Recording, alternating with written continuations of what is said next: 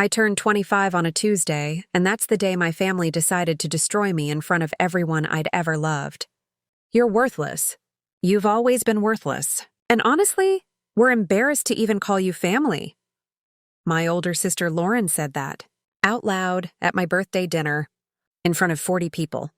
The restaurant went silent. You know that kind of silence? The one where even the waiters stop moving? Where forks freeze halfway to mouths. That silence.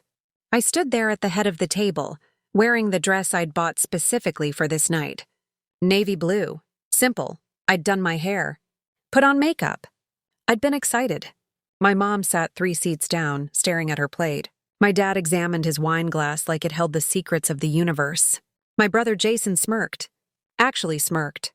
Nothing to say? Lauren continued, standing now, her voice dripping with contempt. Not even going to defend yourself? I opened my mouth. Nothing came out. This was supposed to be my celebration. I'd made reservations at Marcello's 2 months ago. I'd invited everyone, paid the deposit, sent cute little invitation cards with gold lettering, and they'd come. All of them? My parents, my 3 siblings, my aunts and uncles, cousins, even some family friends I'd known since childhood. But not one of them brought a gift. Not even a card. I'd noticed when I arrived. Everyone's hands were empty. No gift bags. No wrapped boxes, nothing. I told myself it didn't matter. That having them there was enough. You know what your problem is? My brother Jason chimed in, leaning back in his chair with that insufferable confidence he'd always had. You think you're special. You think you deserve something. But you don't. My Aunt Carol nodded. She actually nodded in agreement. We talked about this, Lauren said, crossing her arms. As a family, we decided you needed to hear the truth. The truth? The truth was that I'd spent the last 3 years building something they knew nothing about. My hands trembled. I gripped the back of my chair. We're not giving you anything. My dad finally spoke, his voice flat and cold. Not anymore. You need to learn that the world doesn't owe you anything. That we don't owe you anything. Someone's phone camera flashed. My cousin Emma was recording. Perfect. This humiliation would live forever on the internet. I looked around the table. 40 faces. Some looked uncomfortable. Most looked indifferent. A few looked pleased. My youngest cousin, Sophie, was only 7. She looked confused, scared.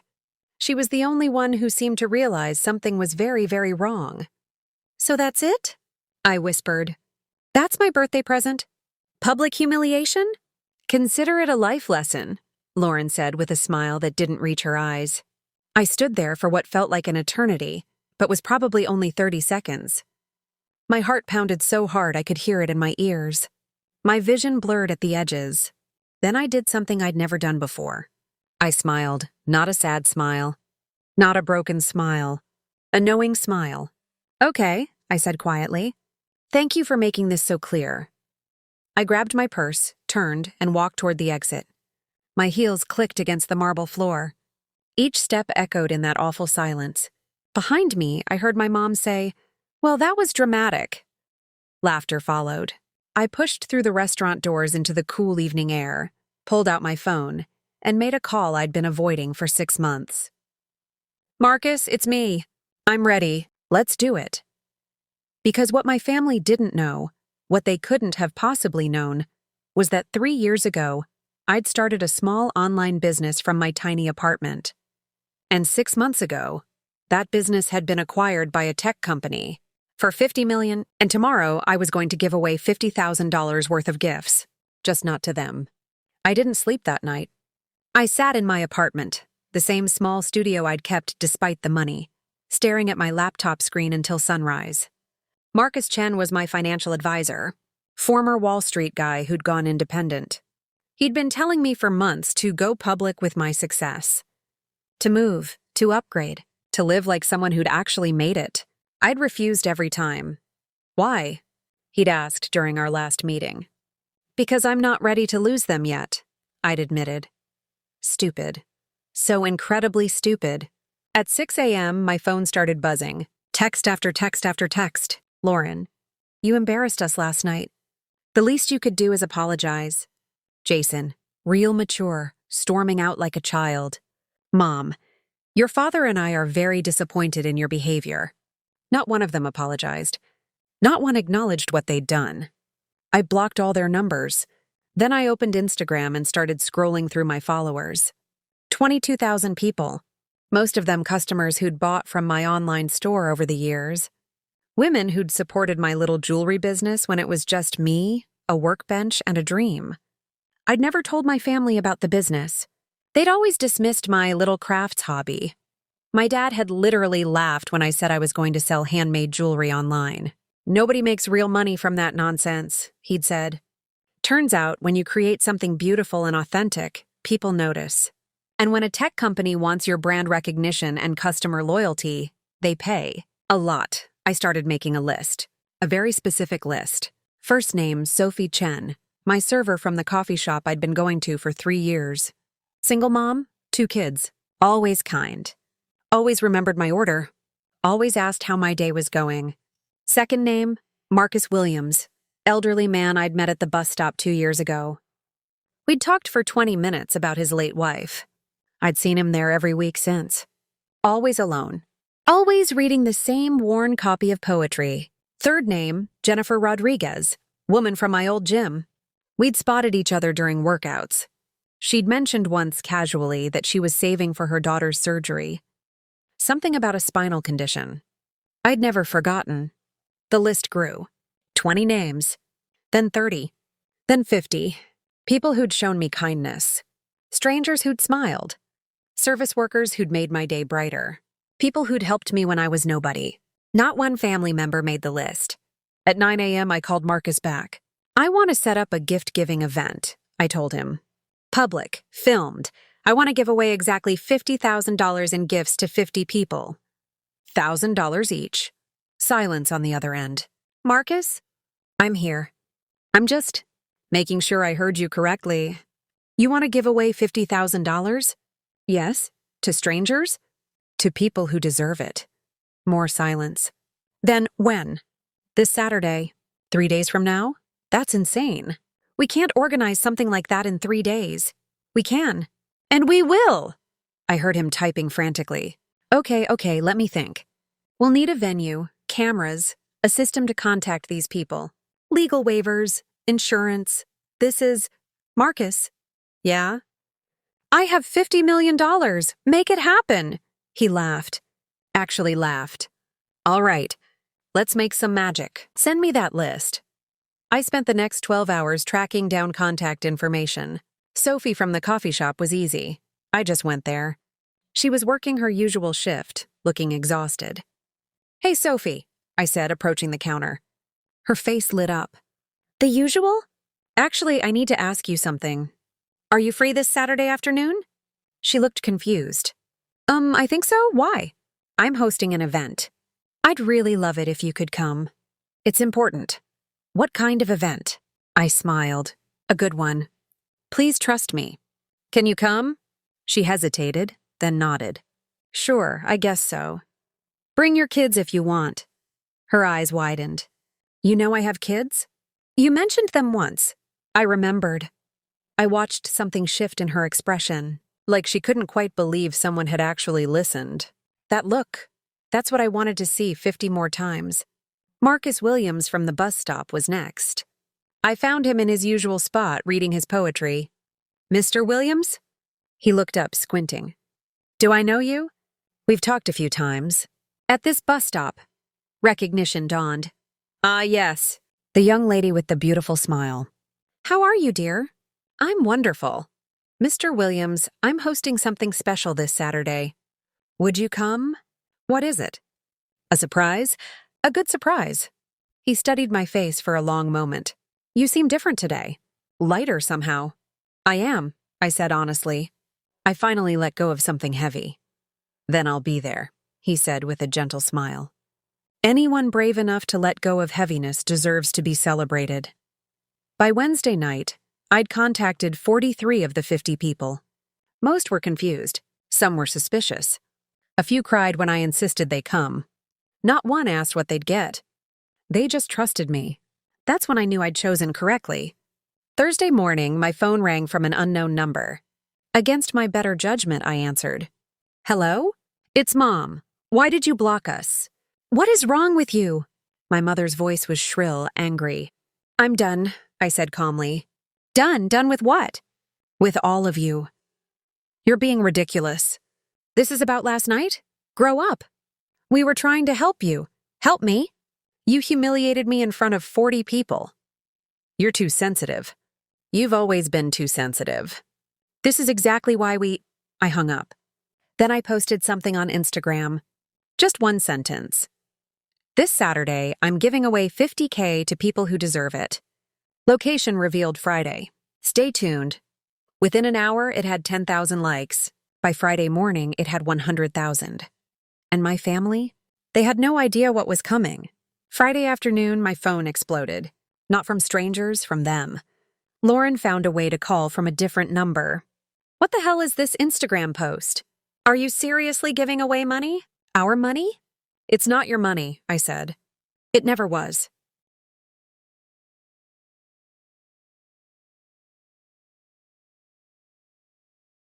Mom and Dad are losing their minds. You need to stop this immediately. Or what? Silence. She hadn't expected that response. Where did you even get $50,000? She demanded. That's none of your business anymore. You're being selfish and insane. If you have money to throw away, you should be helping your family. Do you know how much Jason owes in student loans? Do you know Mom and Dad's mortgages? I know exactly what everyone needs, I interrupted. I've always known. Because I actually pay attention. But here's the thing, Lauren. You called me worthless. In front of everyone. You said you were embarrassed to call me family. That was tough love. No, that was cruelty. There's a difference. I hung up before she could respond. My Instagram post now had 500,000 likes.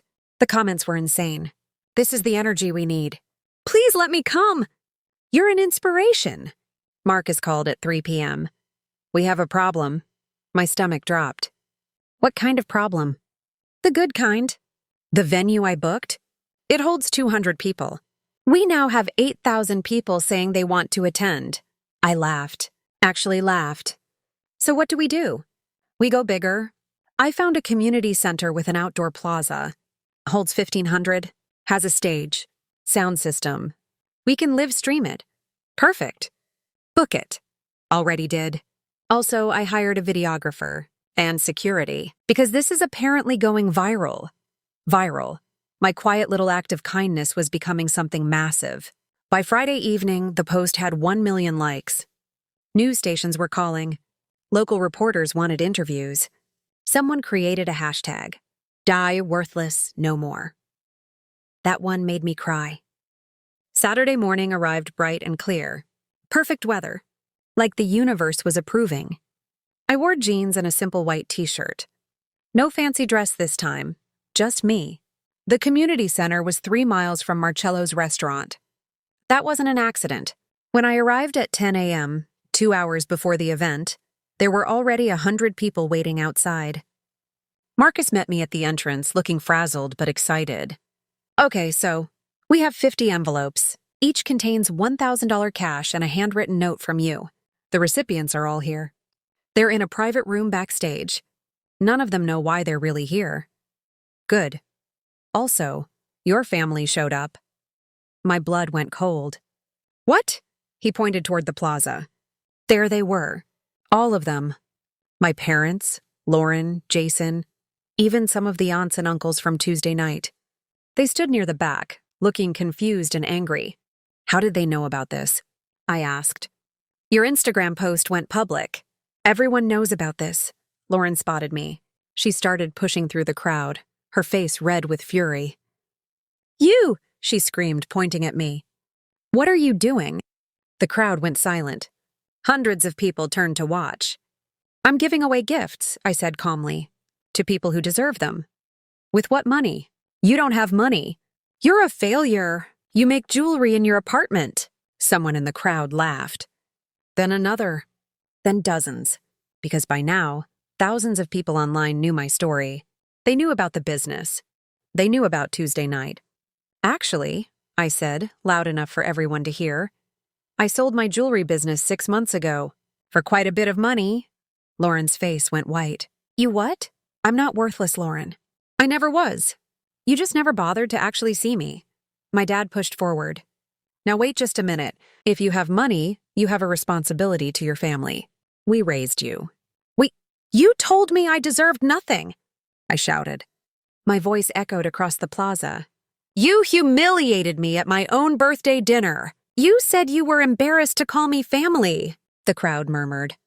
Phones were recording everywhere. My mom tried to approach. Sweetie, we can talk about this privately. No, I said firmly.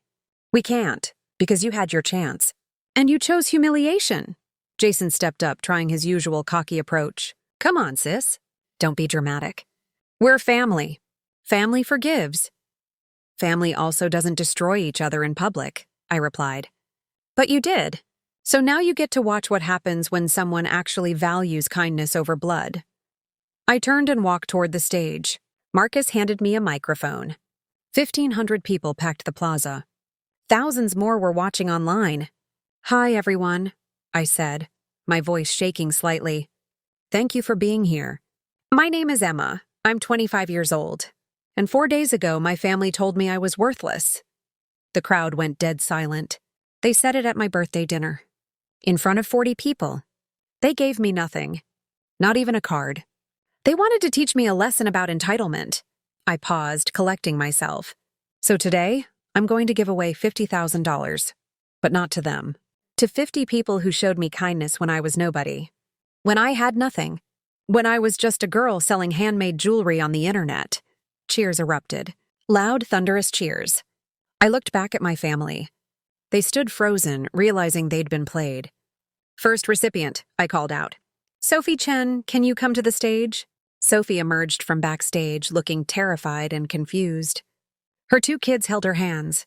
She saw the crowd and stopped. Emma, what is this? Sophie, for 3 years you've served me coffee. You've remembered my name. Asked about my day. Made me feel seen. You're a single mom working 2 jobs, and you've never once complained. You've only spread kindness. I handed her an envelope. This is $1,000 for you, because you deserve it. Sophie opened the envelope. Her hands shook. When she saw the cash, her knees buckled. Oh my God, she whispered. Oh my God. Her kids started crying. She started crying. The crowd started crying. And in the back, I saw my mother's face crumble with realization. This was just the beginning. Sophie collapsed into my arms, sobbing. Her kids wrapped themselves around her legs. I can't accept this, she stammered through tears.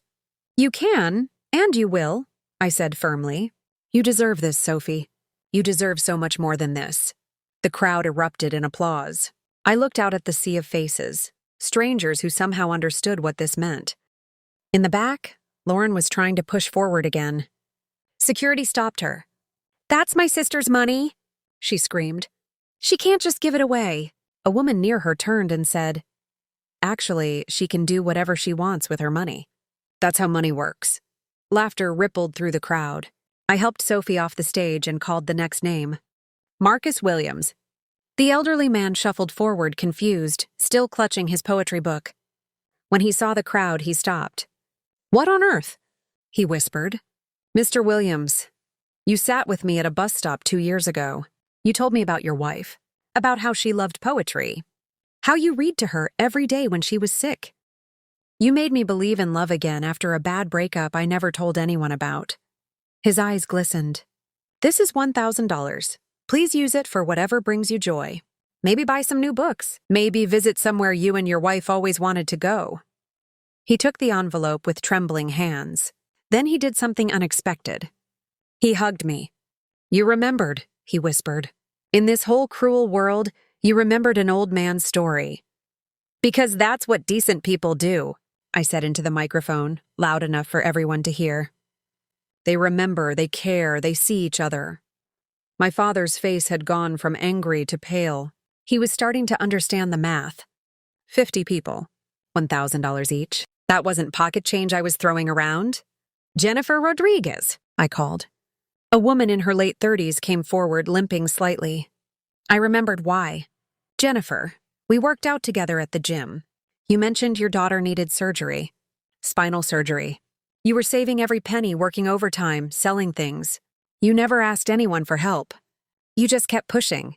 Jennifer's hand flew to her mouth. This is $1,000. It's not enough for the surgery, I know. But it's a start, and I pulled out a second envelope. This is contact information for Marcus Chen, my financial advisor. He's going to help you set up a medical fund. We're going to make sure your daughter gets that surgery. Jennifer screamed, literally screamed.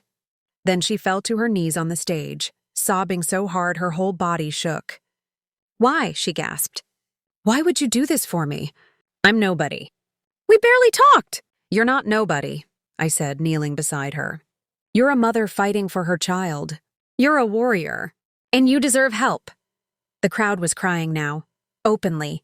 I saw grown men wiping their eyes, mothers holding their children closer. And in the back, I saw my mother crying too, but not tears of joy. Tears of realization. She was understanding what they'd lost. Next, I said, standing. David Park. A young guy, maybe 23, came forward looking terrified. He was wearing his McDonald's uniform. David, you gave me free fries once when I was crying in my car in the parking lot. You didn't ask questions. You just said, whatever you're going through, I hope this helps. It was the kindest thing anyone had done for me in months. He laughed nervously. I remember that. You looked so sad. I was. My family had just told me I'd never amount to anything. I shot a look toward the back. Lauren looked away. But you, a stranger, showed me more compassion in 30 seconds than they'd shown me in years. I handed him the envelope. This is for you. Maybe it helps with college. Maybe with rent. Maybe you just buy something nice. But you earned it by being human. David opened it, saw the cash, and his eyes went wide. Holy shit, sorry, holy crap, this is real? It's real. He pumped his fist in the air. The crowd went wild. I continued. One by one, 50 people. 50 stories.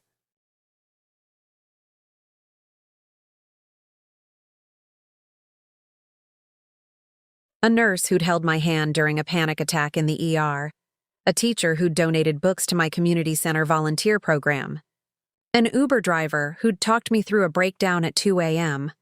A homeless veteran who'd shared his blanket with me when I sat with him during a cold night outreach. A librarian who'd let me stay after hours when I had nowhere else to work. Each story, each person, each moment of unexpected kindness that my family had never witnessed because they'd never actually paid attention to my life.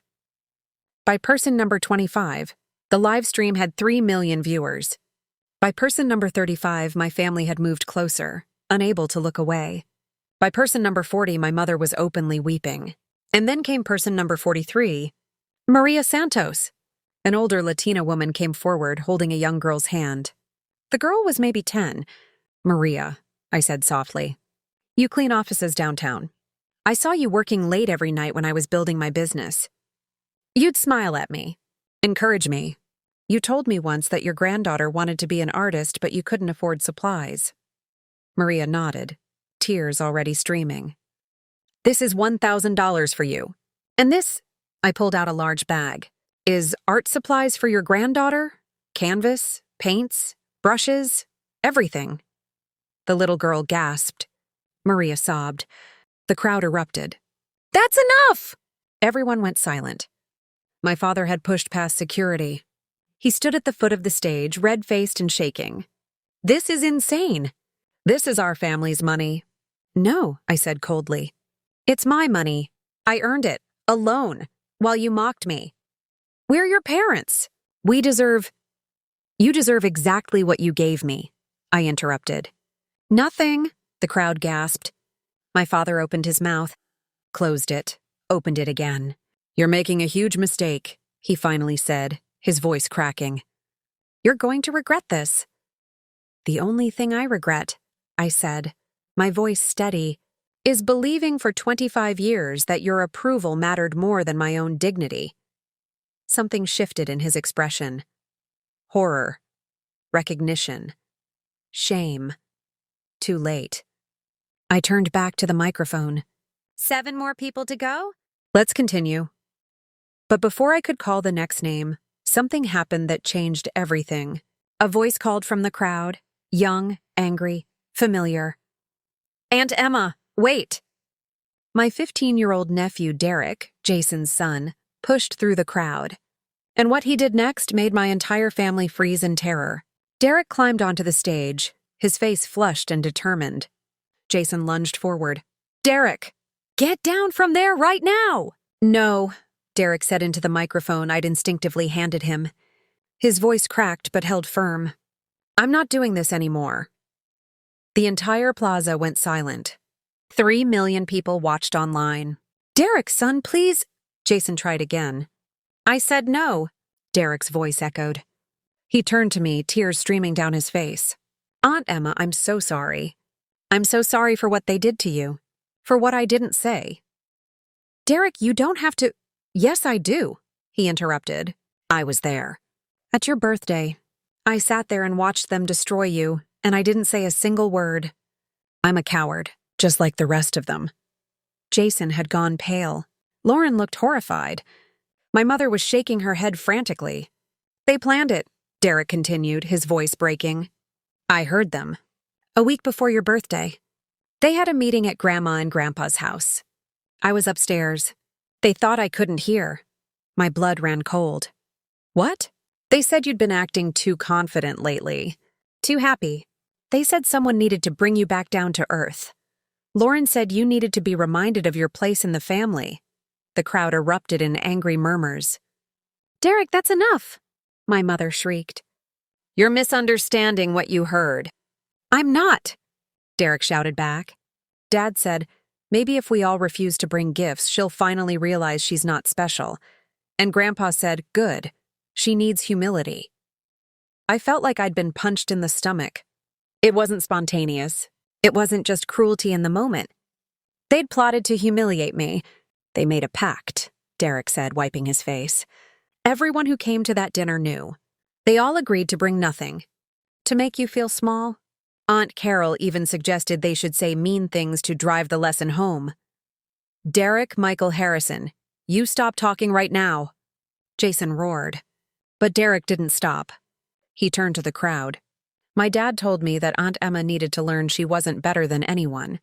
But she never acted like she was better. She was just happy. She was finally succeeding at something. And they couldn't stand it. He looked back at me, his eyes pleading. You were always the nice one. The one who remembered my birthday? Who came to my soccer games when Dad was too busy? Who helped me with homework? Who actually listened when I talked? My vision blurred with tears. And I sat there and watched them hurt you, and I did nothing. Because I was scared. Scared they'd do the same thing to me if I defended you. The crowd was dead silent now. Even the wind seemed to have stopped. Derek pulled something from his pocket. A crumpled envelope. I bought you a gift, he whispered. For your birthday. It's just a $25 bookstore gift card, because I know you love reading. But Dad found it in my room the morning of your party. He ripped it up. Told me if I brought it, I'd be grounded for a month. He handed me the pieces of the destroyed card. I'm sorry I wasn't brave enough, he said. But I'm trying to be brave now. I pulled him into a hug.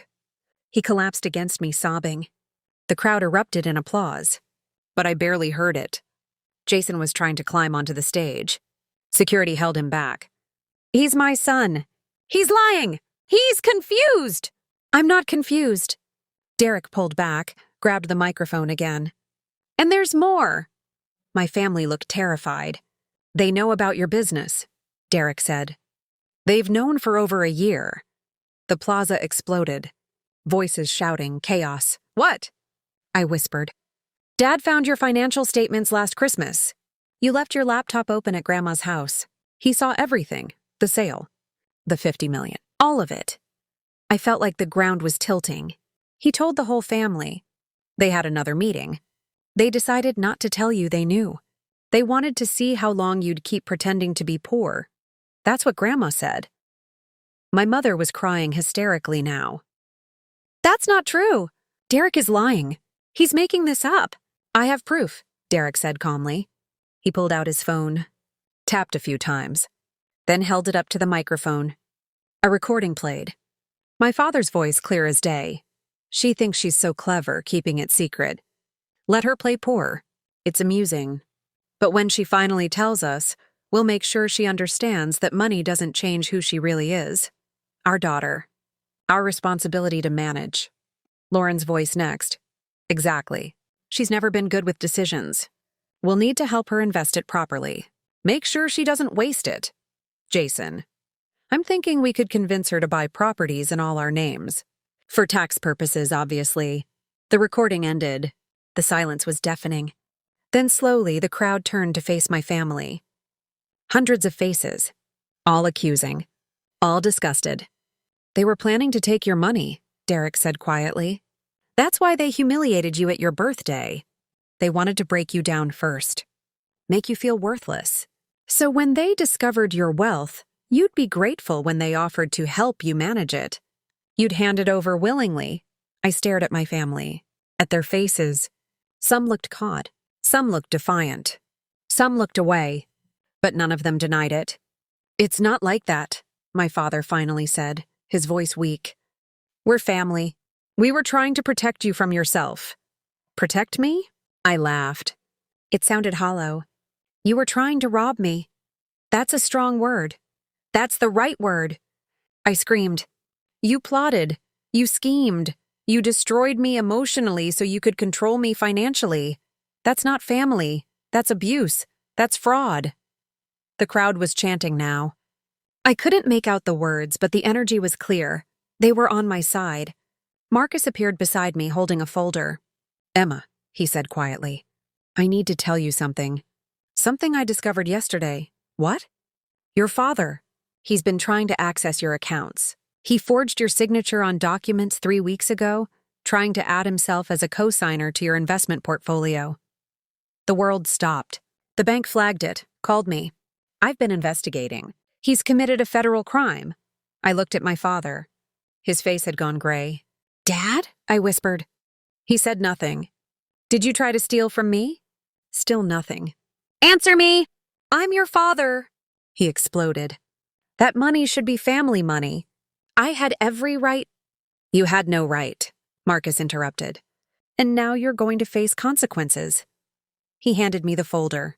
Inside were police reports, bank statements, forged documents, evidence. Derek squeezed my hand. I'm sorry, Aunt Emma.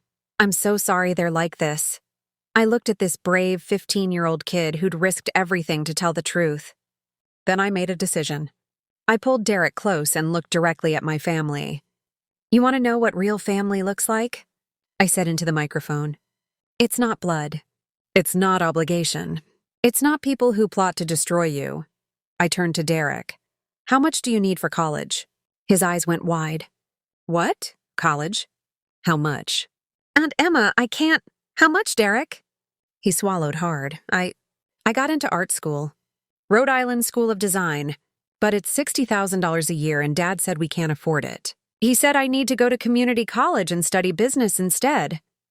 I looked at Jason. His face was purple with rage. Marcus, I said calmly.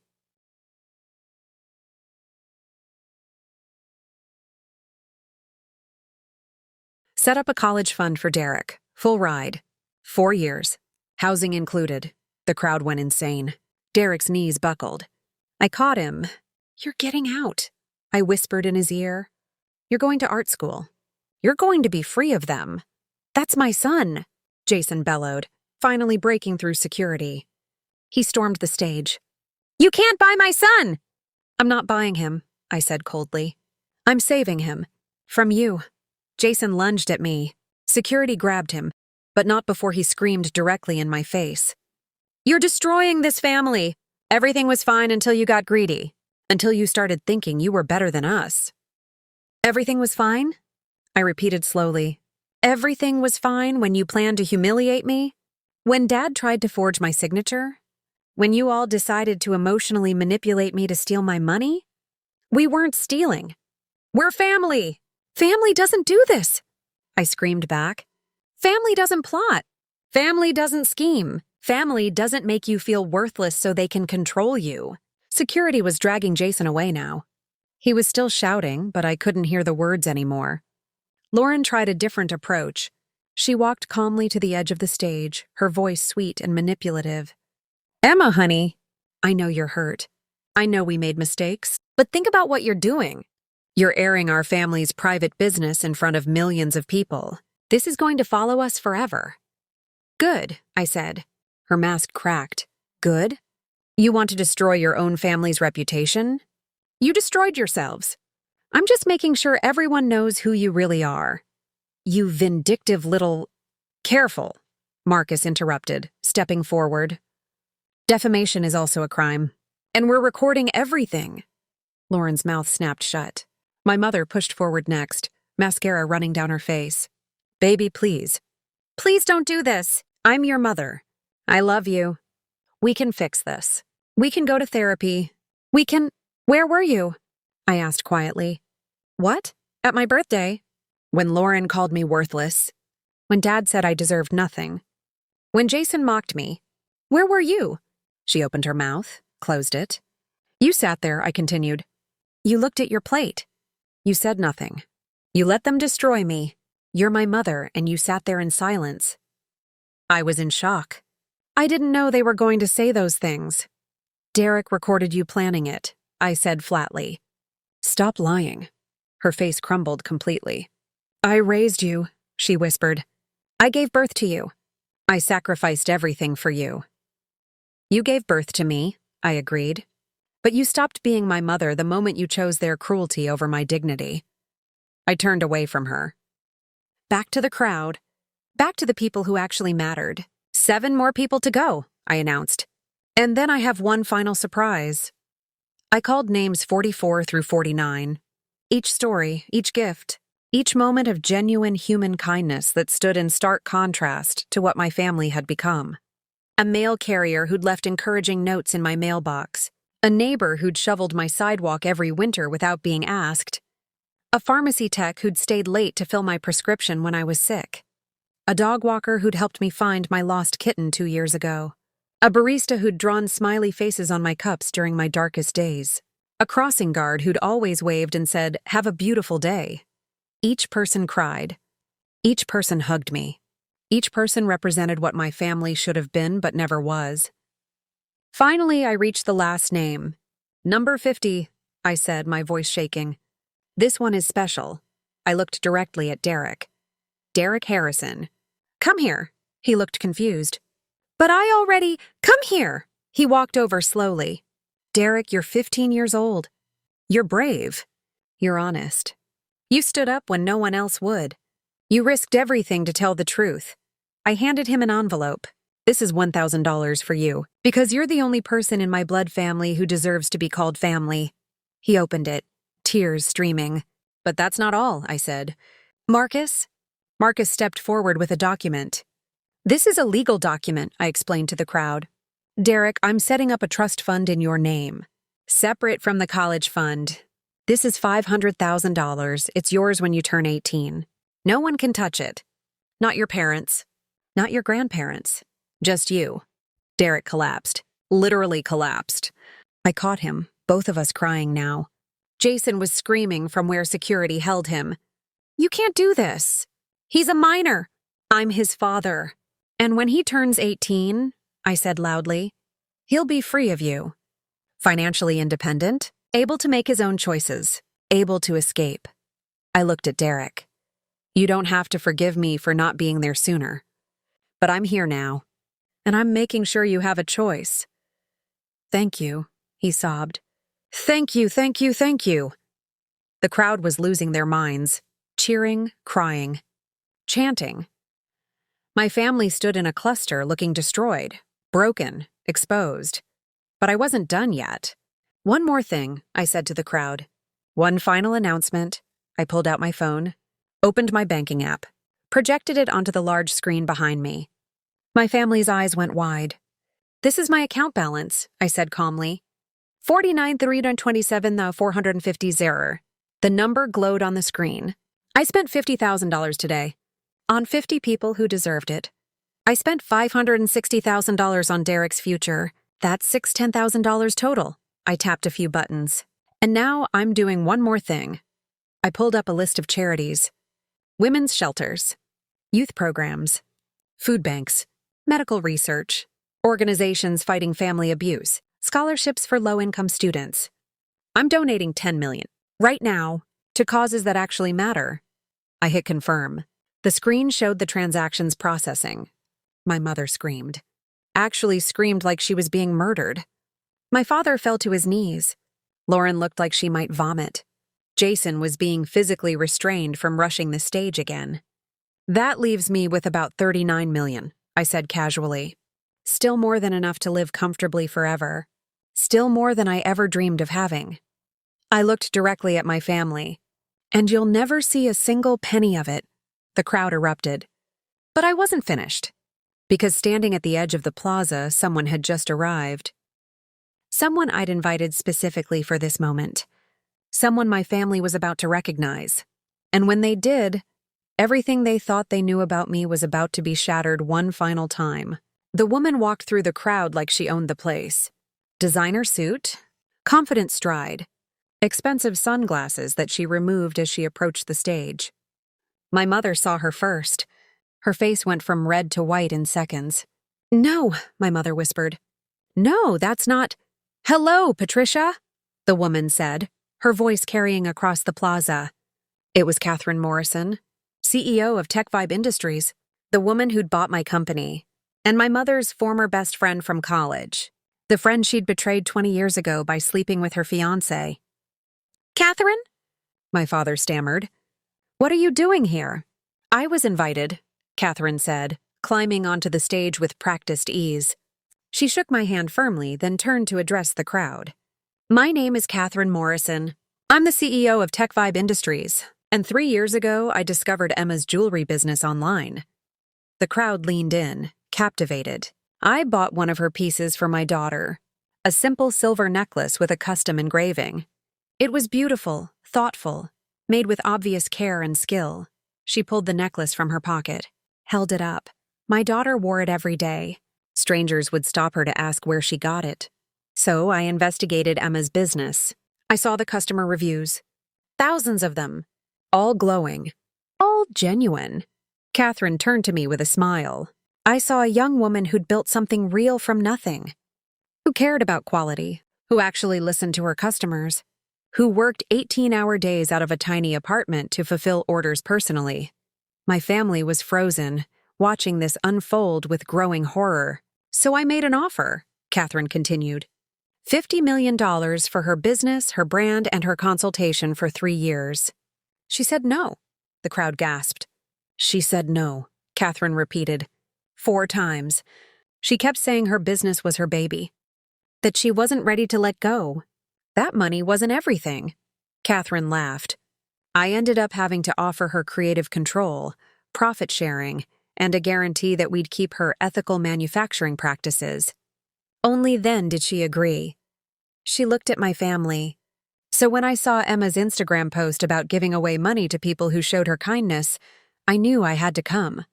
Because Emma doesn't just talk about values. She lives them. My mother tried to speak. "Catherine, please, I know we have history." "History." Catherine's voice turned ice cold. "Is that what we're calling it, Patricia? You slept with my fiancé 2 weeks before my wedding. You destroyed my life. And when I confronted you, you laughed and said I should thank you for showing me who he really was." The crowd's attention shifted entirely to my mother now. "I spent years rebuilding," Catherine continued. "Building my company, my reputation, my life. And then, 6 months ago, I was doing due diligence on Emma's business. Background checks? Standard procedure." She pulled out a folder. "Imagine my surprise when I discovered Emma was your daughter, Patricia." My mother looked like she might faint. "I almost walked away from the deal," Catherine admitted. "Because I assumed the apple doesn't fall far from the tree. But then I did something I never do. I investigated personally." She opened the folder. I found out Emma had been working 3 jobs to put herself through community college while building her business.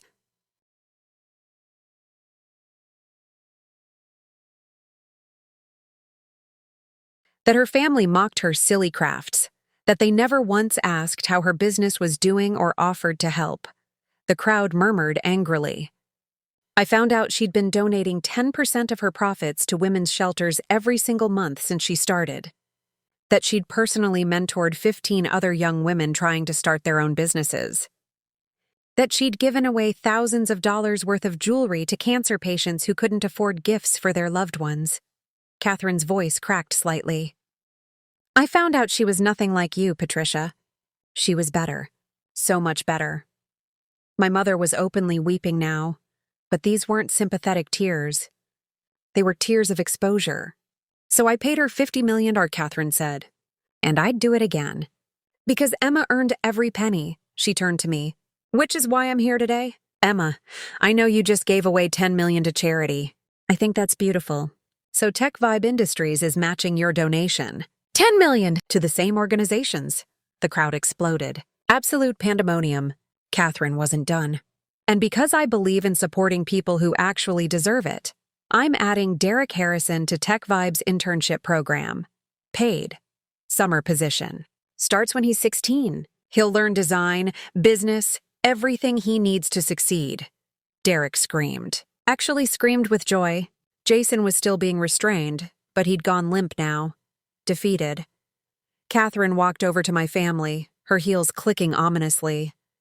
Patricia, Robert, Lauren, Jason. She looked at each of them in turn. You had a daughter worth celebrating, worth supporting, worth loving, and you destroyed her because you couldn't stand that she succeeded without you. We didn't, my father started. You forged her signature on legal documents, Catherine interrupted. That's a federal crime. Marcus has already filed a police report. You're being charged. My father's knees buckled. Lauren, Jason, your participation in the conspiracy makes you accessories. You'll be hearing from lawyers. Lauren's face went slack. And Patricia? Catherine leaned in close. You've now lost your daughter and watched your husband commit fraud on national television. I'd say karma works, but honestly, you did this to yourselves. She straightened up, adjusted her suit, and turned back to the crowd. Let this be a lesson to everyone watching. Blood doesn't make you family.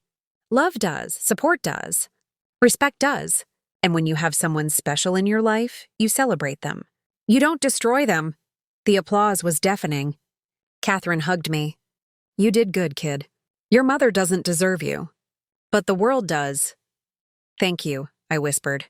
Thank you for proving that good people still exist. She stepped off the stage, leaving my family standing there in ruins. But the day wasn't over. Because my phone was ringing. I looked at the screen. Unknown number. Against every instinct, I answered. Put it on speaker. Hello? Emma Harrison? A professional male voice. Yes? This is Detective Michael Chen from the Financial Crimes Unit. We've been investigating your father for several weeks now. We have evidence of multiple attempts to access your accounts, forge documents, and commit wire fraud. My family's faces went gray. We'd like to come in now and make an arrest. Are you still at the community center plaza? I looked at my father, at this man who'd raised me, who'd taught me to ride a bike, who'd also just tried to steal millions from me. Yes, I said quietly. We're still here. Officers are 2 minutes away. The line went dead. 2 minutes of absolute silence. Then sirens. Police cars pulled up to the plaza. 6 of them. Officers emerged, walking purposefully toward my family. Robert Harrison? One officer called. My father raised his hand weakly. Yes. You're under arrest for attempted fraud, forgery, and identity theft. They handcuffed him right there. In front of 1,500 people. In front of 3 million people watching online. My mother screamed. Lauren tried to run but was stopped by another officer. Lauren Harrison and Jason Harrison, you're being detained for questioning regarding conspiracy to commit fraud. The crowd watched in stunned silence as my 3 family members were led away in handcuffs. Derek stood beside me watching his father being arrested. Are you okay? I asked him quietly. He thought for a long moment. Yeah, he finally said. Yeah, I think I am. My mother was the last one standing. Not arrested, but completely alone. Her husband in handcuffs. Her children detained. Her reputation destroyed. She looked up at me with desperate eyes. Emma, please don't let them do this. They're your family.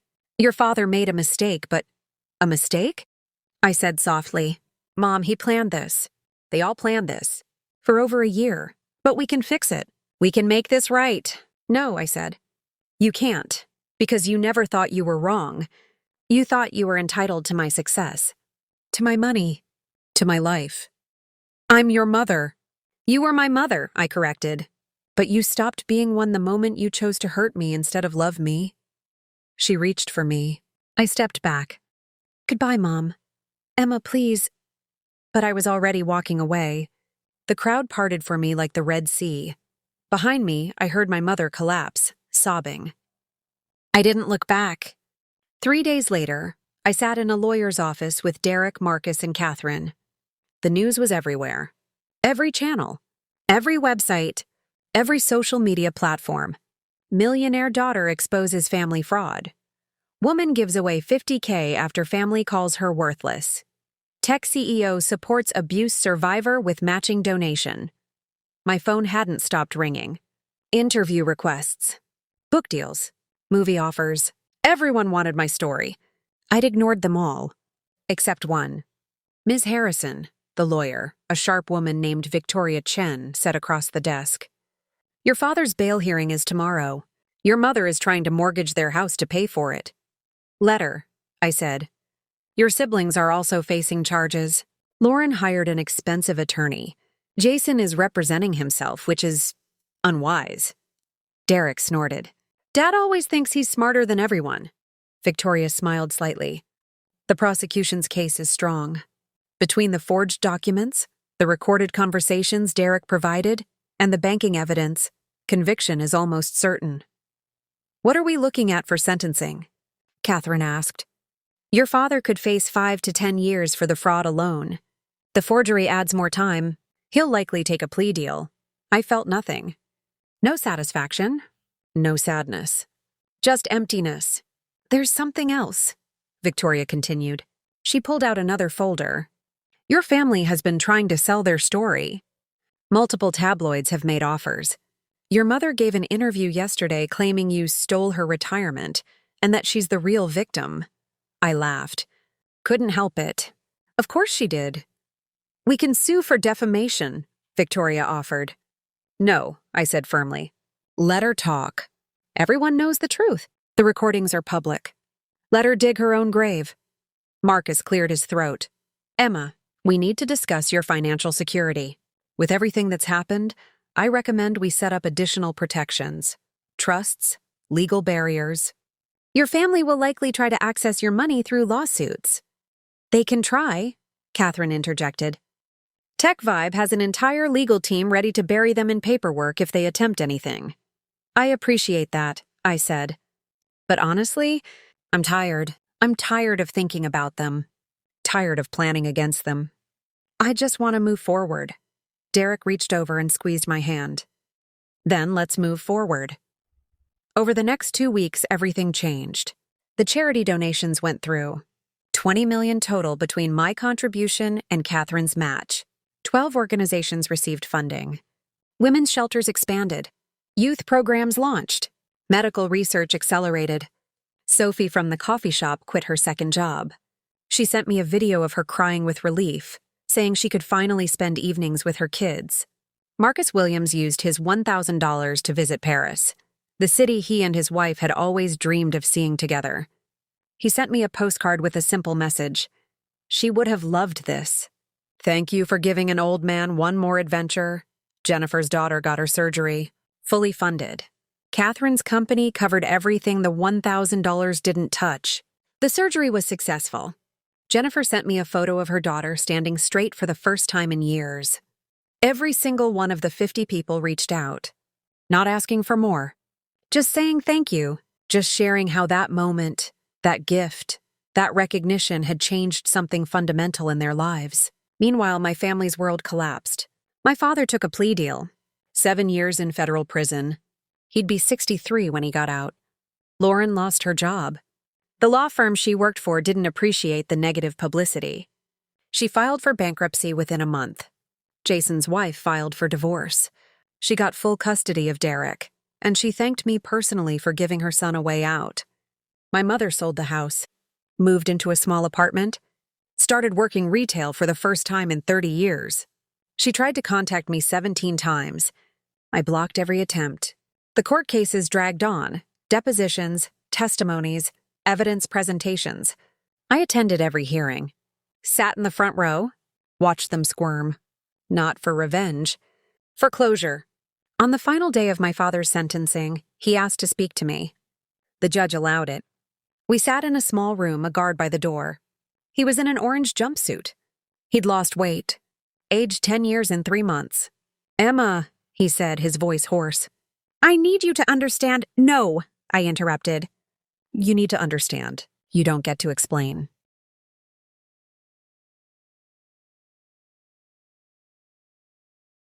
You don't get to justify. You tried to steal from me. You plotted to manipulate me. You forged my signature. Those are facts. I'm your father. I gave you life. You gave me DNA, I corrected. Marcus Williams, the old man at the bus stop, was more of a father to me in one 20-minute conversation than you were in 25 years. He flinched like I'd slapped him. You had a daughter who loved you, I continued, my voice steady. Who would have given you anything if you'd just asked? If you'd just been kind? If you'd just been decent? We were trying to protect you. From what? Success? Happiness? Independence? You were trying to protect your own egos, your own control. Silence. I'm going to prison for 7 years, he finally said. 7 years, Emma. Your mother is working at Target. Your siblings are destroyed. Are you happy now? Is this what you wanted? I thought about that question. Really thought about it. No, I said honestly. I never wanted this. I wanted a family that celebrated with me, that supported me, that loved me. But you couldn't give me that. So instead, I found 50 strangers who could. I stood up. I hope prison gives you time to think about who you became, about what you prioritized, about what you lost. Emma, please. Goodbye, Dad. I walked out. Didn't look back. In the hallway, Derek was waiting. He was living with his mom now, preparing for art school, already working his internship at Tech Vibe. How'd it go? He asked. It went, I said simply. He hugged me. You okay? Yeah, I actually am. We walked out of the courthouse together into bright sunshine. My phone buzzed. A text from Catherine. Board meeting next week. Want you there. We're launching the Emma Harrison Mentorship Fund for young entrepreneurs. Your name, your vision. You interested? I smiled and texted back. Absolutely. Another text came through. From Sophie. My son drew you a picture. Can I send it? Please do. A photo arrived. A crayon drawing of me with a crown and angel wings. The caption in a child's handwriting. The nice lady who helped my mom. I showed Derek. He grinned. You're famous now, Aunt Emma. How does it feel? I thought about it. About everything that had happened. About the family I'd lost. About the family I'd gained. It feels like I can finally breathe, I said. We got ice cream. Sat in the park. Talked about his college plans. About his art. About his future. For the first time in my entire life, I felt light. No weight of expectation. No burden of trying to earn love that was never freely given. No desperate need for approval from people who'd never see me. Just freedom. That night, I posted on Instagram. My first post since the event. To everyone who reached out, thank you. To everyone who supported me, I see you. To everyone who's been hurt by their family, you're not alone. And to everyone who showed me kindness when I was nobody, you changed my life. Blood doesn't make family. Love does. Choose wisely. The post got 15 million likes in 6 hours. But the comments that mattered most came from the 50 people. Sophie, you gave me hope. Marcus, you gave me adventure. Jennifer, you gave my daughter her life back. David from McDonald's, you gave me belief in good people. 50 comments. 50 thank yous. 50 reminders that kindness matters more than blood. I fell asleep that night in my small apartment, still hadn't upgraded, with a smile on my face. Because I'd finally learned the most important lesson of all. You can't choose the family you're born into, but you can absolutely choose the family you keep. And I'd chosen well. 6 months later, everything looked different. I'd moved out of my studio apartment. Not into a mansion, into a modest 2-bedroom condo with a view of the park. One bedroom was mine. The other was Derek's for whenever he needed to escape. He used it often. The Emma Harrison Mentorship Fund launched in January. We'd already helped 37 young entrepreneurs start their businesses. Women, mostly. People who'd been told they'd never amount to anything. People who reminded me of myself. Catherine and I met weekly, not just for business, for friendship. She'd become the mother figure I'd never actually had. "Your instincts are incredible," she said during one of our meetings. "The mentorship program is exceeding every projection. Applications are pouring in." "It's because we actually care," I said. "We don't just give money. We give time, attention, real support. Like someone should have given you." I nodded. Exactly like that. My social media following had exploded to 8 million, but I used the platform carefully. No drama, no attention-seeking, just genuine stories of the people we were helping, the businesses we were supporting, the lives we were changing. People called me inspirational. I called myself lucky. Lucky that I'd escaped. Lucky that I'd built something real. Lucky that I'd learned the difference between family and relatives. My actual family's situation had only worsened. My father was 3 months into his sentence. My mother had stopped trying to contact me, but according to mutual acquaintances, she told anyone who'd listen that I was cruel and ungrateful. Lauren had moved to a different state, changed her name, tried to start over. I wished her well from a distance. Jason lost everything in the divorce. His ex-wife Michelle had been secretly documenting his emotional abuse for years. The custody battle wasn't even close. Derek was thriving. His first semester at RISD had been challenging but incredible. His art was getting noticed. He'd sold 3 pieces already. Small sales, but meaningful. "I'm doing what I love," he told me over FaceTime. "Because you made it possible. I wake up every day grateful." "You made it possible," I corrected. "You were brave enough to tell the truth." We both were. He was right. In March, something unexpected happened. I got a letter, handwritten, from prison. My father, I almost threw it away. Marcus, who'd been there when it arrived, stopped me. "Read it," he said. "You don't have to respond, but read it," so I did.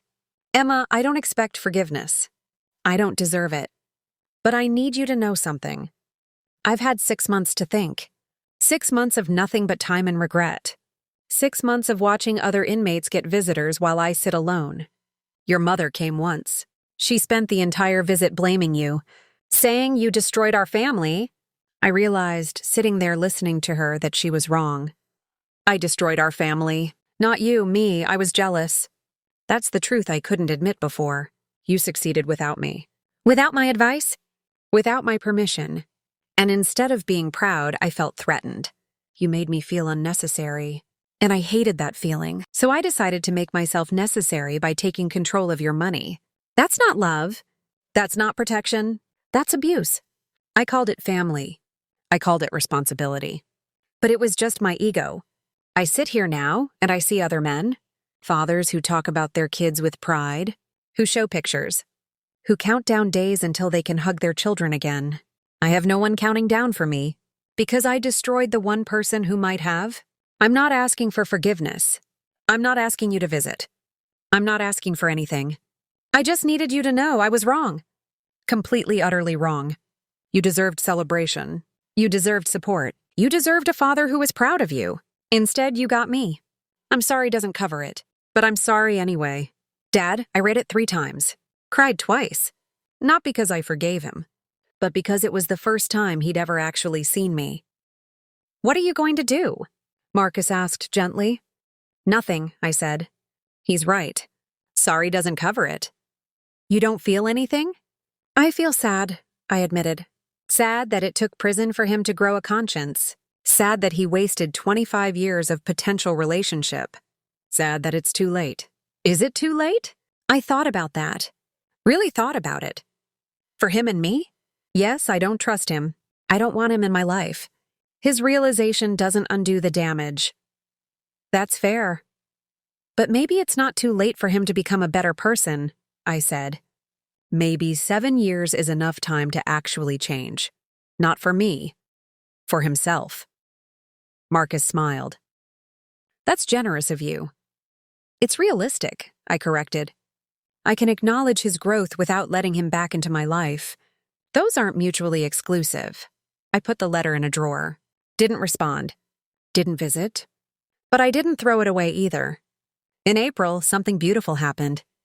The 50 people, my original 50, organized a surprise for me. Sophie contacted Marcus. They planned everything in secret. Got all 50 people together. Rented the same community center plaza. They called me there under false pretenses. Said there was a problem with the mentorship fund paperwork. I showed up expecting lawyers and headaches. Instead, I found 50 people. All of them. Standing in a semicircle. Holding signs. You changed my life. You showed me kindness matters. You gave me hope. You saved my daughter. You gave me adventure. You believed in me. I burst into tears immediately. Sophie stepped forward, holding a small box. We all chipped in, she said, her voice shaking. None of us have much, but we wanted to give you something. Something to remind you that you matter, that what you did mattered. I opened the box. Inside was a necklace. Not expensive. Not designer, handmade, 50 charms, one from each person. Each charm represented something personal. A tiny coffee cup from Sophie. A book from Marcus Williams. A medical symbol from Jennifer. A French fry from David. 50 little pieces of 50 lives I'd touched. We're your family now, Sophie said. If you'll have us. I couldn't speak. Could barely breathe. Just pulled her into a hug. Then another person.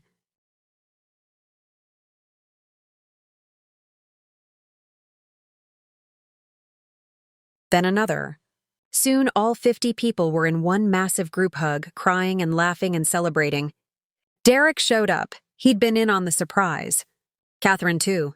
Marcus, my advisor, was there, filming everything. This is family, Catherine said to the crowd. This right here, this is what it's supposed to look like. Later that night, I posted a photo of the necklace on Instagram. 6 months ago, my blood family called me worthless. Today, my chosen family reminded me of my worth. Blood doesn't determine value. Love does. Kindness does. Showing up does. To the 50, you saved me as much as I helped you. Thank you for being my real family.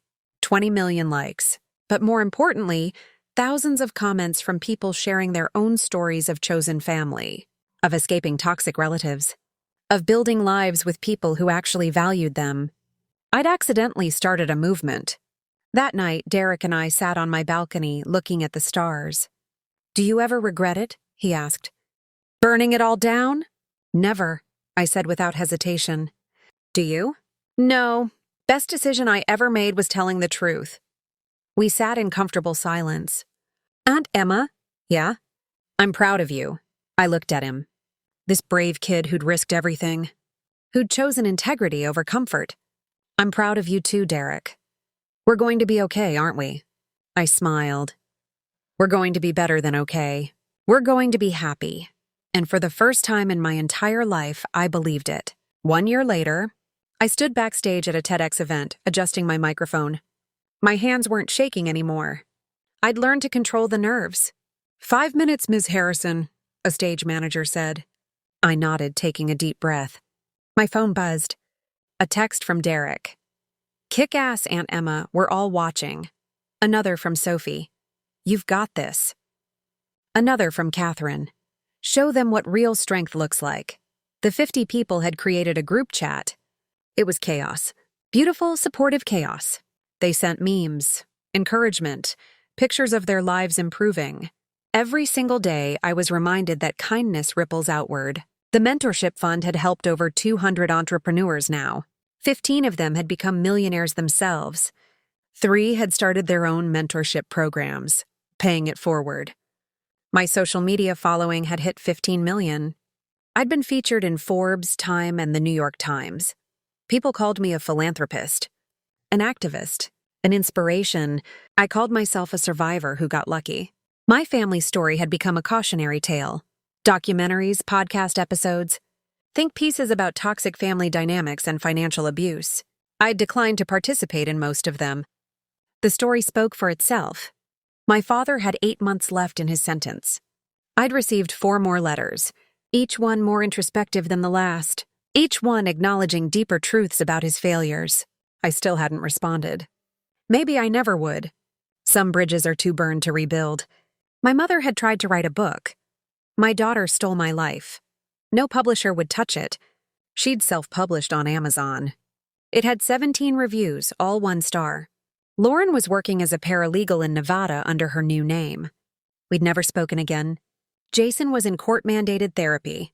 Michelle told me he was actually trying to change. For himself, not for her. She didn't care either way. She'd moved on. Found happiness with someone who actually respected her. Derek was finishing his sophomore year at Res D. His art had been featured in 2 galleries. He had a girlfriend who was kind and supportive. He called me twice a week, always starting with, "You'll never believe what happened." I always wanted to hear it. 2 minutes, the stage manager said. I walked to the side stage entrance. Could see the crowd. 5,000 people. Millions more would watch online. My topic, choosing your family, why blood doesn't define worth.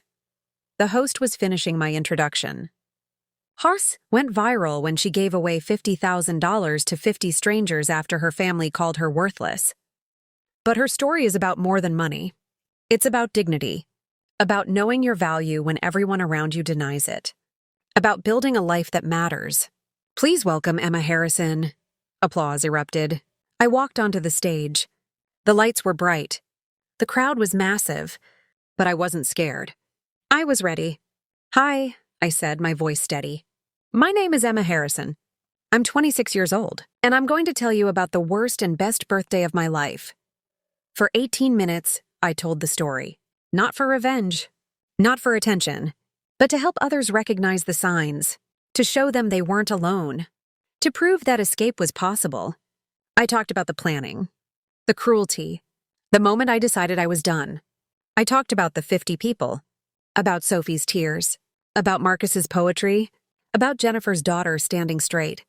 I talked about Derek's bravery, about Catherine's support, about finding family in unexpected places. People ask me if I regret going public, I said near the end. If I regret exposing my family, if I wish I'd handled it privately. I paused, letting the silence build. The answer is no, because staying silent protects abusers. It enables them. It tells victims that their dignity matters less than family reputation. I refuse to be silent. I refuse to let them rewrite the narrative. I refuse to let them play victim when they were victimizers. And you know what happened? Thousands of people reached out to share their stories. Stories of families who financially abused them, who emotionally manipulated them, who made them feel worthless so they could maintain control. Those people are finding their voices now. They're setting boundaries. They're choosing themselves. They're building lives that matter. That's worth more than any amount of money, worth more than any family reconciliation, worth more than peace purchased with silence. I looked directly at the camera. If you're watching this and you recognize yourself in my story, hear me. You are not worthless. You are not too sensitive. You are not overreacting. If the people who should love you make you feel small, that's not love. That's control. And you deserve better. The crowd was silent. Thousands of people, completely still. I gave away $50,000 that day. But I received something more valuable, freedom. The freedom to define family on my own terms. The freedom to surround myself with people who celebrate my success instead of resenting it. The freedom to live authentically without fear of judgment from people whose opinions I finally realized didn't matter. Choose your family wisely, I concluded. Not based on blood, not based on obligation, but based on love. Real love, the kind that celebrates you, supports you, sees you. You deserve that. We all deserve that. Thank you. The applause started slowly. Then built. Then became a standing ovation that lasted 4 minutes. People were crying. I was crying. Even the stage manager was wiping her eyes. Backstage, Catherine was waiting with a massive hug. "You just changed thousands of lives," she said. "I just told the truth. Sometimes that's all it takes." My phone exploded with messages. The 50 people, Derek, Marcus the advisor. People from the mentorship fund. Strangers who'd seen themselves in my story. One message stood out. From Derek. Dad just called me from prison. He watched your talk. He's crying. He said, "Your aunt is right about everything. I wish I'd understood sooner." I think he finally gets it. I stared at that message for a long time. Did it change anything? No. Did it matter? Maybe. For him. Not for me. I texted back, "I hope it helps him become better. But he's still not part of my life, Derek. I know. And that's okay. You get to choose." That night, I stood on my balcony watching the city lights. 1 year ago, I'd been sitting in a restaurant being destroyed by people who should have protected me. Now, I was a voice for survivors, a mentor for entrepreneurs, a chosen member of a family that actually valued me. My phone rang. Unknown number. I almost didn't answer, but something made me pick up. "Hello? Emma? It's your mom." My entire body tensed. "I watched your talk," she continued quickly. "I know you don't want to hear from me. I know I don't deserve your time, but I needed to say something." Silence. "You were right. About everything. We were cruel. We were manipulative. We tried to take from you instead of celebrating you. And I sat there and let it happen. I chose them over you. I chose my own comfort over your dignity." I said nothing. "I'm not asking for forgiveness," she said, voice breaking. "I'm not asking to be part of your life.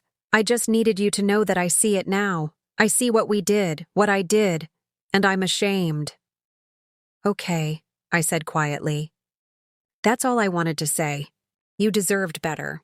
You deserved a mother who defended you, who celebrated you, who loved you unconditionally. I'm sorry I wasn't that person." The line went quiet except for her breathing. "I hope you're happy, Emma. I genuinely hope you've found peace." "I have," I said. "Good, that's good." She hung up. I stood there holding the phone, processing. Not forgiveness, not reconciliation, but acknowledgement, finally. It didn't change my decision. She still wasn't part of my life. But it closed something. Some final door I didn't know was still open. I texted the group chat. "Today was a good day. Thank you all for being my family. The family I chose. The family I needed. The family I deserved all along." 50 responses flooded in. Hearts. Celebrations. Love. Real love. The kind that doesn't keep score. That doesn't manipulate. That doesn't demand proof of worthiness. The kind that just shows up. I looked at the necklace around my neck. 50 charms. 50 stories.